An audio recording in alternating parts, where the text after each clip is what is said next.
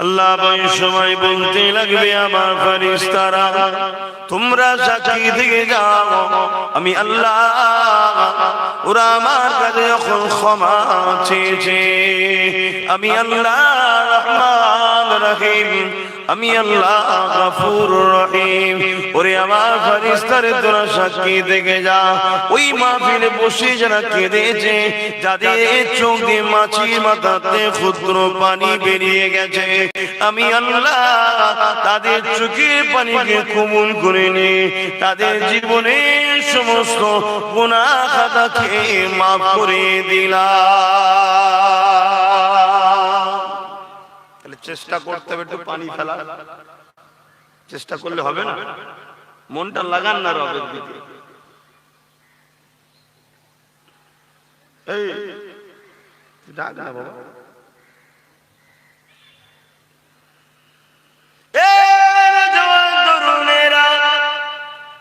আল্লাহ নবী আরো জানিয়ে দিলেন আমার আল্লাহ যদি কেউ মাহফিলে বসে বসে আল্লাহ পাকের কাছে হাত তুলে দোয়া চায়, চোখ দিয়ে যদি পানি না বেরোয়, কান্নার মতো মুখটাও যদি করে নাই, আমার আল্লাহ পাকও জানিয়ে দেয় ফেরেশতারে ওরা যখন আমার ভালো বান্দা বান্দির সঙ্গে বসেছে, আমার নামাজীদের সাথে বসেছে, আমার হাজীদের সাথে বসেছে, আল্লাহ ওয়ালাদের সাথে বসেছে, ভালো জায়গায় যখন বসেছে ওদেরকেও নিরাশ করে দেব না।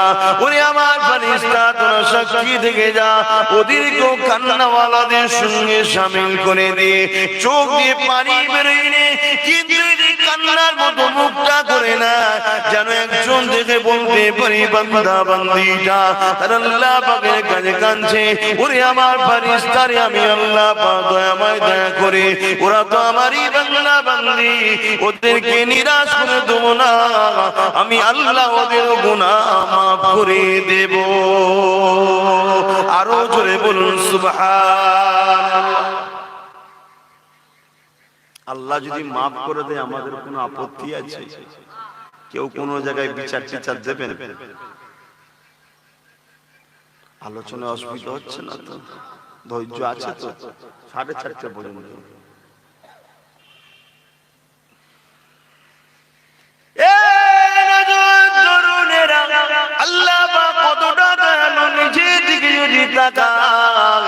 আমরা বুঝতে পেরে যাব। এই যুবকেরা কখনো কি চিন্তা করেছো, আমার আম্মা বোনেরা আব্বা জানেরা কখনো কি চিন্তা করেছে কে আমাদেরকে এত সুন্দর দুটো চোখ দিল, এক মুহূর্তের মধ্যে জমিন দেখতে পায়, এক মুহূর্তের মধ্যে আসমান দেখতে পায়, এই চোখ দুটো কি আমাকে তোমায় দিয়েছে? জোরে বলুন, আরো চিৎকার দিয়ে বলুন। কখনো কি চিন্তা করেছেন কে আমাকে আপনাকে কান দুটো দিয়েছে এবং ওই কানের শ্রবণ শক্তি দিয়েছে? কারণ এই জমিনে অনেক লোক আছে যাদের কান রয়েছে, তাদেরকে আমরা সালাম দিলে কিন্তু শুনতে পাই না, তাদেরকে কথা বললে কথা শুনতেও পাই না, কারণ কান রয়েছে শ্রবণ শক্তি না, কান থাকলেই যে শুনতে পাবে তা নয়। আমার আল্লাহ তুই দয়ালু, তোমাকে আমাকে কানও দিয়েছে, শ্রবণ শক্তি দিয়েছে। এই যুবকেরা এই নিয়ামতগুলোকে নিয়ে আল্লাহ পাকের শুকরিয়া আদায় করতে ভুলে যেও না গো। কে তোমাকে আমাকে মুখের মধ্যে দাঁত দিয়েছে, আমার বান্দা বান্দি খাদ্য চিবিয়ে চিবিয়ে খাবে, আমার বান্দা বান্দি খাদ্য যাতে উপভোগ করতে পারে? কে তোমাকে আমাকে জবান দিয়েছে, জিভ দিয়েছে? বান্দা এই জিভে তুমি খারাপ জিনিস বললে সঙ্গে সঙ্গে তোমাকে রাডারের মতো ধরে দেবে, এটা সিগন্যাল দিয়ে দেবে তোমার পেটে যাবার জন্য নয়। এবং দুনিয়ার জমিনে তোমার এই জিভ যদি না থাকতো তুমি কথাও বলতে পারতে না। শুনছেন তো? আল্লাহর কথা বলছি, শুনবেন না? কে দিয়েছে এগুলোর কি মূল্য কম? কিন্তু আমরা সেই আল্লাহ বলে গেলাম। এই দুনিয়া জমিনে কেউ যদি একটু মায়া মমতা ভালোবাসা দেখায়, তাকে খুশি করতে গিয়ে আমাদের স্রষ্টা আল্লাহকে ভুলে যায়।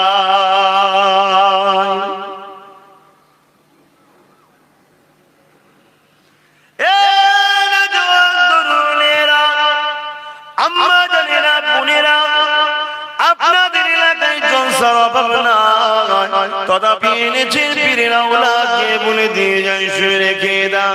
আমার আল্লাহ তওবাকারীকে বড় পছন্দ করে, গুনাহ মানুষ মাত্র হয়ে যায়। আল্লাহ পাক জানেন আমার বান্দা বান্দীরা গুনাহ করবে, তাই তো আল্লাহ পাক জানিয়ে দিলেন আমি গফুর, আমি গফফার। এই বান্দারে তোরা গুনাহ করতে ভালোবাসিস, আমি আল্লাহ তোদের গুনাহকে মাফ করতে ভালোবাসি। বান্দা আশ্চর্য হয়ে যায় বান্দা বান্দীগুলোকে দেখে, যারা অন্যায় করার পরও আল্লাহর কাছে ক্ষমা চায় না। অন্যায় করাটা আশ্চর্যের ব্যাপার নয়, কিন্তু অন্যায় করেছে কিন্তু ক্ষমা চাইছে, তওবা করছে, ফিরে আসছে না, পরিবর্তনের কোন নাম গন্ধ নাই। যেন এমন করে রয়েছে নমরুদের মতো আল্লাহর বিরুদ্ধে লড়াই করার প্ল্যানে আছে। আরে ভুল মানুষের হয়ে যায়। আল্লাহ বলেছে বান্দা তওবা করো, ফিরে আসো। আর প্রতিটা নফসকে আল্লাহ পাক বলেছেন ইয়া আইয়ুহাল্লাযীনা আমানুত্তাকুল্লাহ, হে বিশ্বাসী ঈমানদারেরা আমি আল্লাহ, আমাকে ভয় কর। ওয়াল তানজুরু নাফসুম মা কদ্দামাত লিগাদ, প্রতিটা ব্যক্তি নফসের উচিত ভাবা যে আমি পরকালের জন্য কি করলাম। আজকে ঈশার সময় শুবার আগে ভাববেন, কালকে ঘুম ভাঙা থেকে আজকে ঈশা ঘুমোবার পর্যন্ত আপনি আল্লাহর জন্য কি করেছেন। অথচ আপনাকে এই সময়টুকু এখনো বেঁচিয়ে রেখেছেন তিনি। এ জমিন তার, এ আসমান তার, তিনি আপনাকে দয়া করে তার আসমানের তলে এখনো বাঁচিয়ে রেখেছেন। আর এটাও শুকরিয়া আদায় করবেন একবার চিৎকার দিয়ে যে এখনো আপনার রহমতের থেকে আল্লাহ আপনাকে সরিয়ে দেয়নি, রহমতের মধ্যেই আল্লাহ আপনাকে রেখেছে। জোরে বলুন সুবহানাল্লাহ। না এই জায়গায় ঢুকতে দেয় আপনাকে? কি গো ঢুকতে দেয়? আল্লাহর রহমত এখনো আপনার উপরে আছে। আল্লাহ বলে বান্দারে তুই এমন ভাবে মিজাজ নিস, এমন ভাবে থাকিস, তুই আমাকে ভুলে যা, তুই আমার দিকে মুখ ফিরিয়ে নিস, তুই আমার বিরোধী কাজ করিস, তুই আমাকে নাফরমানি করিস, তুই আমাকে কষ্ট দিস, অর্থাৎ আমার কুদরতি অন্তরে তুই আঘাত দেওয়ার কাজও করিস।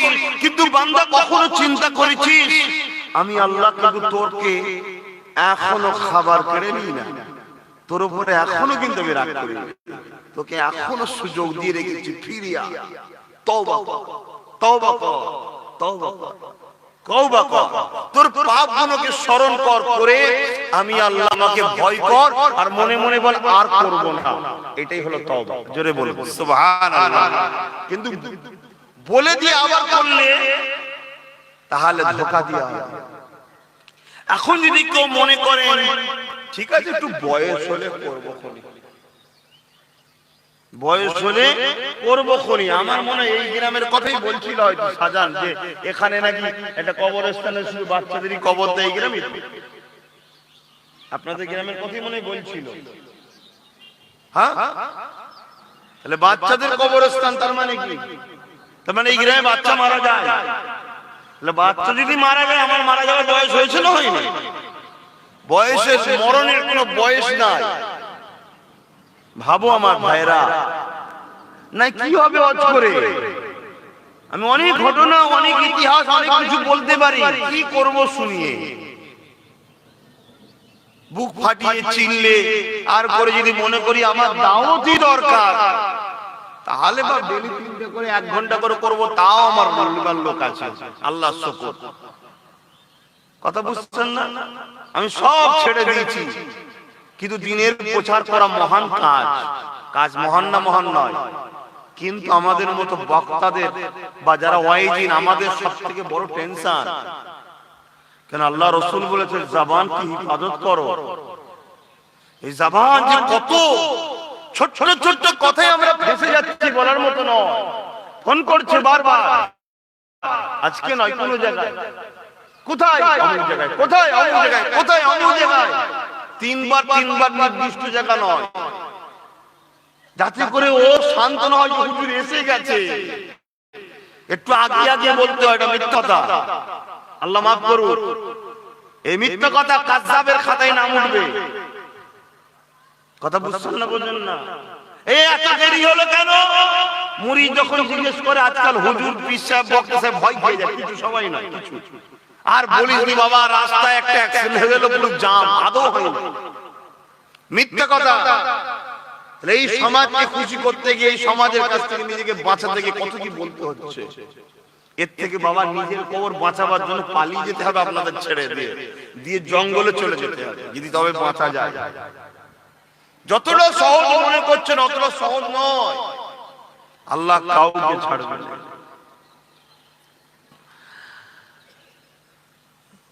আসেন আমার ভাইয়েরা, বোঝার চেষ্টা করেন, পরিবর্তন আমাদেরকে হতে হবে। আল্লাহ পাকের কাছে আজকে বসে তওবা করে না, কেননা কাল আপনি আল্লাহ রহমতের মধ্যে থাকবেন কি না থাকবেন এটা আপনারও জানা নাই।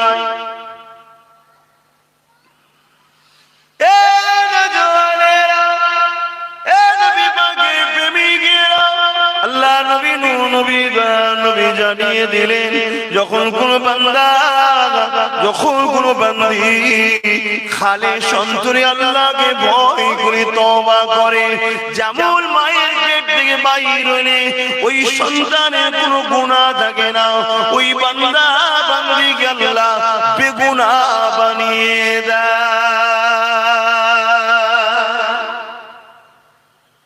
দুটো সময় তওবা কবুল হয় না। একটা হলো যখন সূর্য তার যেদিক থেকে ওঠে তার উল্টো দিকে উঠা শুরু হবে। কোন দিক থেকে সূর্য ওঠে এখন বলতে পারছেন? সূর্য কোন দিক দিয়ে ওঠে? দক্ষিণ দিক দিয়ে ওঠে। কোন দিক দিয়ে? একদিন সূর্য পশ্চিম দিক থেকে উঠবে, সেই দিন তওবা আর হাজারো চেষ্টা করলে কবুল হবে না। দ্বিতীয় নম্বর হলো, আমরা সচরাচর যেটা বলে থাকি জাকামদানি হচ্ছে বা মরণের ঘাড়ঘাড়ানি শুরু হয়েছে, এটা কথা আছে না? ওই সময় যদি তওবা করা হয়, তওবা হাজারবার করলেও হবে। এখনো সময় আছে, কাল সময় পাবে কোনো গ্যারান্টি আছে যুবকদের? আমি বিশেষ করে আমার ভাইগুলোকে বলছি, এখনো সময় আছে, তওবা করো। জীবনে যা গান দেখেছো, অন্যায় দেখেছো, যাত্রা দেখেছো, ফাংশন দেখেছো, এমন করে মেলা দেখেছো, নামাজ কাজা করেছো, রোজা কাজা করেছো, ইত্যাদি ইত্যাদি পাপ করেছো, সব পাপগুলোকে স্মরণ করে নিয়ে গভীর রজনীতে মাথাকে নত করে দিয়ে আল্লাহ পাকের কাছে বড় ও খালি মওলা আল্লাহ, আপনি আমাকে ক্ষমা করে দিন, আপনি আমাকে মাফ করে দিন আল্লাহ, আমি আপনার দাসী, অন্যায় করে ফেলেছি, ভুল করে ফেলেছি। আল্লাহ নবী জানিয়ে দিলেন, এ দুনিয়ার মানুষেরা শুধু বেগুনাহ করে দেবে তা নয়, যত গুনাহ করেছো এই গুনাহগুলোকে আমার আল্লাহ পাক নেকিতে পরিবর্তন করে দেয়। অপেক্ষা করো না যে আমি পরে করব।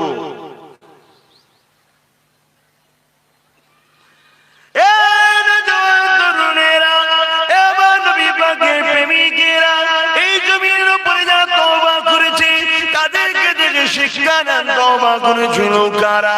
এই জমিনের উপরে একটা ব্যক্তি তওবা করেছিলেন, যিনার নাম আজ আপনারা সবাই খুব বেশি জানেন। আরো একবার স্মরণটা করিয়ে দিই, হযরত হাবিব আজমি দিনার নাম। এই যুবকেরা সবই আমরা জানি, তথাপি বারবার তোমাদেরকে স্মরণ করিয়ে দিয়ে যায়, যাতে করে একবার নয়, দুবার নয়, 100 বার বলার পরও যদি আমার সোনার ভাই কোনো বোন কোনো দিল যদি একবার তোমার আঘাত লেগে যায় আর করবো না। অনেক হয়েছে দুনিয়াদারি, অনেক হয়েছে শয়তানের রাস্তায় চলা, না ফিরে এসে আমার মালিকের দিকে, না ফিরে এসে আমার আল্লাহ পাকের দিকে। জীবনটা পাল্টে যাবে। এই যুবকেরা যেমন পাল্টেছিল হাবিবে আজমি, পৃথিবী বিখ্যাত শুষ্ক ছিল, এক রান্না তরকারিতে এমন করে দুর্গন্ধ বাইরে লেগেছে, পায়খানা দুর্গন্ধ, রক্ত টাটকা দেখতে লেগেছে। হাবিবে আজমি এটা দেখে চমকে উঠেছে। তিনার স্ত্রী পরামর্শ দিয়েছে, আপনাকে বারবার আমি বুঝাই, আপনি তওবা করে নেন। আজ আল্লাহ পাক আপনাকে সিগন্যাল দিয়ে দিয়েছে, পরিবর্তন হয়ে যান। এই সময় হাবিবে আজমি রওনা দিয়েছে তওবা করার জন্য আল্লাহ পাকের ওলি বান্দা দরবারে। এ আমার আব্বা জানেরা, মায়েরা, বোনেরা, আল্লাহর ওলিদের দরবারে যাবে, আল্লাহর ওলিদের সঙ্গে সোহবতে থাকবে, আল্লাহ ওলিদের সঙ্গে মিশবে। কিছু মানুষ তো আল্লাহ ওয়ালাদেরকে মানতে চায় না, অথচ আল্লাহ পাক কোরআন পাকের মধ্যে জানিয়ে দিলেন, ইয়া আইয়ুহাল্লাযীনা আমানু তাকুল্লাহা ওয়া কুনু মাস-সাদিকিন। হে বিশ্বাসী ঈমানদারেরা, তোমরা আল্লাহ আমাকে ভয় করো, ওয়া কুনু মাস-সাদিকিন, এবং সত্যবাদীদের অনুসরণ করো। এই সত্যবাদী কারা? মিনান নবীন ওয়াস সিদ্দিকিন ওয়াস শুহাদা ওয়াস সালিহিন, যারা হলো আল্লাহর প্রিয় বন্ধু। জোরে বলুন সুবহানাল্লাহ। আপনারা তো আল্লাহ কারে আল্লাহ ওয়ালাদেরকে মানেন তো নাকি? এখানকার মানুষ তো বেশিরভাগ আমার কালিমুল্লাহ চাঁদান হুজুরের খানকায় যেতেন, বা আজও হয়তো যাবেন, যেতে রাজগার করবেন। আল্লাহ অন্তরকে পরিষ্কার করে দেন। যাক, হুজুর কেবলা যখন আসতেন, আশা করছি এখানকার মানুষ তো যেতেন। হুজুরের সঙ্গে যোগাযোগ এবং ফুরফুরা শরীফের সঙ্গে আপনাদের তো যোগাযোগ আছে। আল্লাহ ওয়ালাদের দরবারে যাবেন, এটাকে অনেকে অস্বীকার করে। আল্লাহকে হেদায়েত করুক, বলুন আমিন। কেননা হযরতে আল্লাহ ইব্রাহিম, হযরতে মুসা কালিমুল্লাহ আল্লাহ ওয়ালার দরবারে গিয়েছিলেন। জোরে বলুন সুবহানাল্লাহ। আল্লাহ ওয়ালার দরবারে যাওয়া হলো মুসা আলাইহিস সালামের সুন্নাত। জোরে বলুন সুবহানাল্লাহ। এবং এক ভাজা মাছ সাথে করে নিয়ে গিয়েছিল। আমি ওই বিষয়টাকে আলোচনা করব না, বোঝাবার জন্য বলছি। একটু বলে দিই, কি গো মন টন সব খারাপ না? আজ খারাপ লাগছে? এখন সব ওয়াজ ভালো মন্দ বাঁচতে শিখে গেছে। আরে কোরআন সুন্নাহর কথা খারাপ কোনটা? সবটাই তো ভালো। একজন এক এক ভাবে বলে, কিন্তু সবাই তো কোরআন সুন্নাহর কথা বললেই ভালো। তা হুজুর সাথে করে একটা ভাজা মাছ নিয়ে গেছে। অনেক বড় কথা, মেন জায়গাটা বলছি। একটা জায়গায় হুজুর একটুখানি তন্ত্রা নিয়েছে, আর ওই জায়গায় মাছটা জীবিত হয়ে পানিতে চলে যায়। জোরে বলুন সুবহানাল্লাহ। যেখানে খিজির আলাইহিস সালাম ছিলেন, বেশিরভাগ রায়াতে আছে উনি নবী নয়, উনি ওলি, আল্লাহ ওয়ালা। এ থেকে মুহাদ্দিসিন বা মুফাসসিরিনরা বলছে, আল্লাহ ওয়ালাদের দরবারে গেলে যেমন মরা মাছ জীবিত হয়, আল্লাহ ওয়ালাদের দরবারে গেলে মরা অন্তর, মরা কলবটা জীবিত হয়ে যায়। জোরে বলুন সুবহানাল্লাহ। আল্লাহর ওলিদের দরবারে গেলে কি শিখায় তারা? কোরআনের বাইরে কিছু শিখায়, হাদিসের বাইরে তারা একটা জিনিস কিছু বেশি শিখায়, যেটা অন্য সমস্ত মুফতি মাওলানা মুহাদ্দিস সবার থেকে আল্লাহ ওয়ালারা একটা কথাকে একটু বেশি শিখায়। সেই কথাটা কি? নবীর প্রেম। কি শিখায়? অন্য সবাই শিখায়, এনারা একটু বেশি বলে, সবসময় নবী নবী করে। কথা বুঝে আসছে না? কেন করে? আল্লাহ সুন্নাত, আল্লাহ সর্বসময় তার হাবিব নবী নবী নবী নবী করে। জোরে বলুন সুবহানাল্লাহ। অর্থাৎ তার নবীর প্রশংসা, নবীর গুণগান, নবীর তারিফ বাড়ানো, নবীর মাকাম বানানো, দোস্তর ইজ্জত বাড়ানো, এর দায়িত্ব আল্লাহ খুদ নিজে নিয়েছে। জোরে বলুন সুবহানাল্লাহ। এমন কি আমার নবীর কথার আওয়াজের উপরে একদিন এক অমুসলিম জোরে কথা বলে ফেলেছেন, আল্লাহর ওটাও পছন্দ হয়নি। আয়াত নাযিল করে দিয়েছিলেন, আমার হাবিবের উপরে জোরে কথা বললে সব ইবাদত বরবাদ করে দেব। কথা বুঝছেন না? বুঝেন না? তাহলে এই যে নবীর মাকাম বাড়ানো, নবীর প্রশংসাকে বাড়ানো, নবীর মর্যাদার গুরুত্ব বাড়ানো, এবং দুনিয়ায় আপনি যে আমার বাড়িতেই যান, আমার দরবারে যারা আছে উলামা হযরত বা মাদ্রাসার ছাত্ররা বা খাদেমরা, তারা আপনাকে বলে যেখানে ফটো করবেন না, দরবার শরীফের আদব আছে, বা এখানে পা মেলে বসবেন না, কি একটা আদবের কথা শিক্ষা দেয়, ঠিক তো নাকি? দুনিয়ার কোন বাদশার দরবারে গেলে সেই বাদশার সৈন্য আছে, বাদশার পক্ষ থেকে অনেক লোক রাখা আছে, তারা দরবারের গুরুত্ব শিখায়। আহা, আমার রাসূলের দরবারের গুরুত্ব কে শিখায়? খোদ আল্লাহ নিজে শিখায়। জোরে বলুন সুবহানাল্লাহ। নিজে দায়িত্ব নিয়েছে। এমনকি একদিন একটা ছোট্ট কথা বলি, তারপর ওইদিকে বলছি। একদিন নবী সাহাবাদেরকে দাওয়াত দিয়েছে নিজের বাড়িতে। সাহাবা হুজুররা খেয়েছে, খাওয়া দাওয়ার পরে একটুখানি এইরকম একটা মোমেন্টে ভাবছে একটু রাসূলের সঙ্গে বসে একটু কিছু কথাবার্তা আলোচনা করব। আমার রাসূল পাক সাল্লাল্লাহু আলাইহি ওয়াসাল্লাম সাথে কথা বলছে, আমার আল্লাহ জিবরাইলকে পাঠালো, জলদি করে যাও। আমার হাবিব বড় লজ্জা করে, কাউকে কিছু বলতে পারে না, কিন্তু সবাইকে আমার হাবিবের ঘর থেকে বেরিয়ে যেতে বলো, কারণ আমার হাবিব খাবার পরে একটুখানি কাইলুলা করবে, একটু শোবে। জোরে বলুন সুবহানাল্লাহ। কত খোঁজ রেখেছে, বুঝতে পেরেছেন? এই জন্য সেই আল্লাহকে খুশি করার জন্য আল্লাহ ওয়ালারা তাদের কাছে গেলে একটু নবীর কথা বেশি বলাই, আর এই জিকির একটু করায়, আল্লাহ আল্লাহ আল্লাহ আল্লাহ এরকম করে ডাকায়। কেন? এই বাঁয়ে স্তনের দুই আঙুল নিচে একটা গোশতের টুকরো আছে, কাল, আপনারা সবাই জানেন, তারপরেও বলছি কাল। এই কালটা যার নাপাক, পুরো শরীর নাপাক। এই কালটা যার পাক, পুরো শরীর তার পাক। এই কালটা পাক করতে গেলে আল্লাহ নামে জিকির করতে হয়। জোরে বলুন সুবহানাল্লাহ। এজন্য ওলি আল্লাহরা করায়, তার আল্লাহ ওয়ালাদের সঙ্গে সম্পর্ক রাখতে হবে না, হবে না। আল্লাহর ওলি বান্দা হযরতে হাসান বসরি দরবারে হাবিবে আজমি যেতে লেগেছে। তৎকালীন সময় আল্লাহর ওলি ছিলেন জগৎ বিখ্যাত নাম কোন আল্লাহর ওলি হযরত হাসান বসরি দরবারে হাবিবে আজমি যেতে লেগেছে। কি জন্যে? নিজের মধ্যে একটা ভয় শুরু হয়েছে, অন্যায় করে ফেলেছি, ভুল করে ফেলেছি, খাতা করে ফেলেছি, তওবা করতে যাব, এই জন্য রওনাটা দিয়েছে।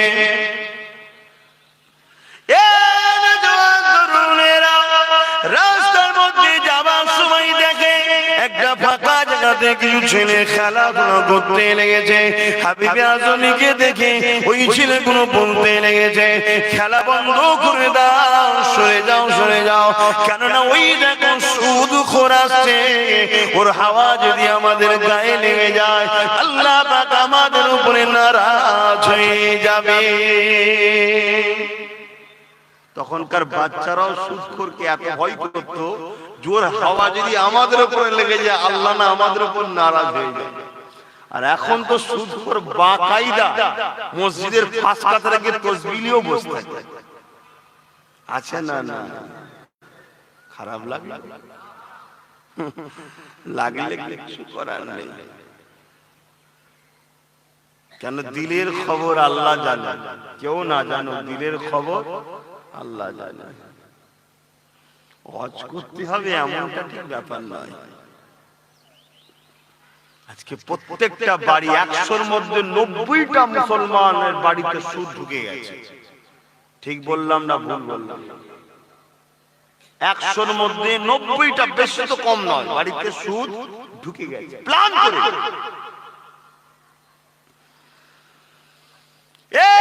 যুবকেরা, তরুণেরা, বাবেরা, এই সুদের টাকা খেয়ে আল্লাহ ডেকে কোনো লাভ হবে না। এই সুদের টাকা খেয়ে মুখে দাঁড়িয়ে রেখে মাথায় টুপি দিয়ে তাসবিহ পড়ে কোনো লাভ তুমি বুঝতে পারবে না। কেননা সুদ হলো একটা কাতি হারাম। আল্লাহর হারামকে কেউ হালাল করতে পারে না, আল্লাহর হালালকে কেউ হারামও করতে পারবে না। এই সুদ আমাদের মধ্যে এমন ভাবে ঢুকিয়ে দেওয়া হয়েছে, এটা তো একটা ইসলামের দুশমনদের প্ল্যান, যাতে করে আমরা সুদের মধ্যে জড়িয়ে গিয়ে আল্লাহর বিরোধী হয়ে যায়, আমার আল্লাহ আমাদের উপরে আযাব গজব দিয়ে ধ্বংস করে দেয়। এই জন্য ইসলামের দুশমনেরা এই পরিকল্পনা করতে লেগেছে। আমার বাপ মা ভাই বোনদেরকে বলে দিয়ে যায়, লোভ করবেন না, তওবা করলে ক্ষমা চেয়ে নিন, মাফ চেয়ে নিন, কারণ এই লোভ লালসা আমাদেরকে ধ্বংসের দিকে নিয়ে যায়। এই জমিনের উপরে এমন কি অভাব সংসার আমাদের এলো যে আমাদেরকে সুদ নিতে হবে। আল্লাহ দুটো চোখ দিয়েছে দেখি শুকরিয়া খুশি নয়, আল্লাহ দুটো কান দিয়েছে দেখি খুশি নয়, আল্লাহ কি দুটো পা দিয়েছে দেখি খুশি নয়, আল্লাহ সুন্দর করে মানুষ বানিয়েছে এতে কি আমরা খুশি নয়, আল্লাহ পাক এমন করে আশরাফুল মাখলুকাত বানিয়েছে এতে কি আমরা খুশি নয়। আল্লাহ পাক চাইলে তোমাকে আমাকে পশু বানাতে পারতেন। কি গো পারতেন না? পারতেন। এখন পারবে। আল্লাহ আমাদের ঘরে এখন জীব জন্তুর মতো আকার দিয়ে পশু বানাতে পারবে? কি গো বলবেন তো? হ্যাঁ কি না বলুন। তারও তো নমুনা খোদা দেখাচ্ছে, দেখাচ্ছে না? দেখাইনি। মুসলমানের ছেলে মেয়েরা, তরুণেরা, বাবেরা, বুঝার চেষ্টা করুন, আমি আপনাদেরই সন্তান, আমি আপনাদেরই ভাই বলে দিয়ে যাই। তরুণেরা সুদের ব্যবসা করবেন, সুদের কারবার করবেন, আপনাকে ভোগ করতে না হতে পারে, আপনি দুনিয়া জমিন দিয়ে চলে যাবেন, আপনার এই হারামের কারবারটা দুনিয়া জমিনে চলে যাবে। আপনার ছেলে ওই হারামের কারবারে ব্যবসা বাণিজ্য করে দুনিয়া জমিনে সে মদ খেয়ে, শরাব খেয়ে, পরনারী নিয়ে গান বাজনার মধ্যে লিপ্ত থাকবে। তার জন্য আপনাকে কবরে বেউজ্জতি হতে হবে, আর আপনি নিজেও করার জন্য আপনাকেও বেউজ্জতি হতে হবে। তাই তওবা করে নিন। হাবিবে আজমি ভুল করেছিল, তওবা করেছিল, আল্লাহর ওলির দরবারে চলে গেলে ছেলেগুলোর কথা শুনে মাথা ন্যাক করে যখন ফিরে চলে যায়, সোজা গিয়ে আল্লাহর ওলি হাসান বসরি দরবারে গিয়ে হাজির হয়ে গেছে। হাসান বসরি দরবারে গিয়ে চলে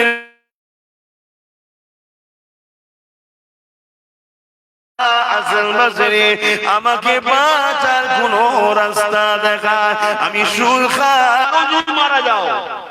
আল্লাহ কিন্তু সব দেখে নিচ্ছে, তোমাকে রেহাই দেবে।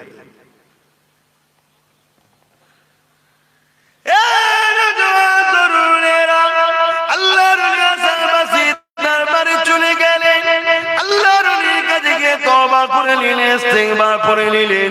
আল্লাহর বলে দিলেন, হাবিবে আজমি তোমার যে কারবার, তোমার যে ব্যবসা, ওগুলো তো সবই সুদের টাকাতে, ওগুলোকে ত্যাগ করতে হবে তোমাকে, ওইগুলো তুমি দান করে দাও গরিবদের মাঝে।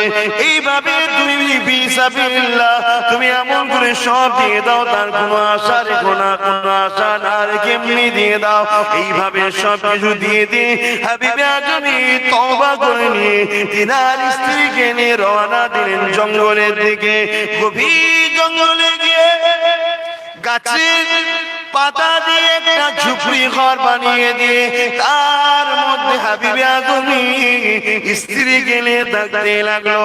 রাতটা কেটে যাবার পরে পরের দিন ফজরের নামাজ পড়ে নিয়ে হাবিবে আজমি গভীর জঙ্গলে দিয়ে রওনা দিল।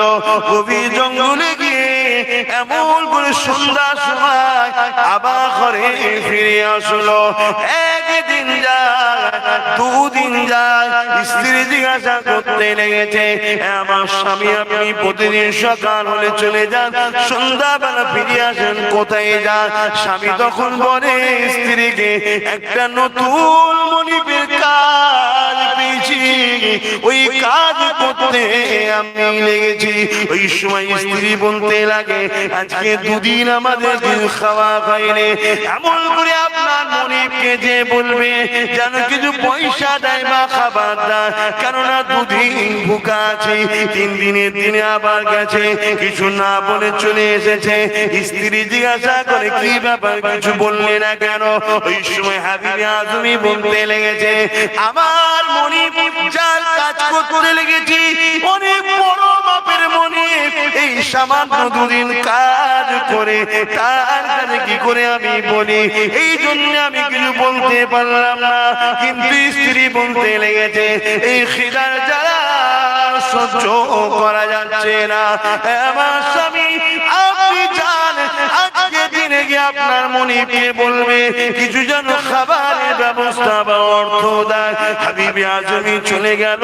ভাইরা যে কি করে কি কাজ করে শুনে রেখে দাও। এই যুবকেরা তরুণীরা বাপেরা সন্ধ্যা হয়ে গেছে, হাবিবে আজমি চিন্তা করতে লেগেছে কি করব, স্ত্রীকে দিয়ে কি বলবো।